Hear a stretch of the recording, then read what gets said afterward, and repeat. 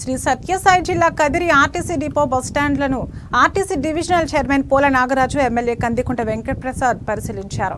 శ్రీ శక్తి పథకం ఆగస్టు 15న అమలు కానున్న సందర్భంగా బస్టాండ్ డిపోలలో సౌకర్యాలను వీరు పరిశీలించారు. ఈ సందర్భంగా ఆయన మాట్లాడుతూ ఆర్టీసీ కార్మికులు మానసికంగా శ్రీ శక్తి పథకానికి సిద్ధం కావాలని, అధికారులు మహిళా ప్రయాణికులకు కనీసం సౌకర్యాలు ఏర్పాట్లు చేయాలని ఆయన అధికారులకు ఆదేశించారు. సూపర్ 6 కాదు, దానికి మించిన సేవలు ప్రజలకు అందిస్తామని ఎమ్మెల్యే కందికుంట అన్నారు. వచ్చే రోజుల్లో జగన్మోహన్ రెడ్డి తెలుసుకోవాల్సింది ఒకటే, ఇది ప్రభుత్వానికి చిత్తశుద్ధి. సూపర్ 6 కాదు, దాన్ని మించి చేసేటువంటి కార్యక్రమాలు భవిష్యత్తులో రాబోతున్నాయి.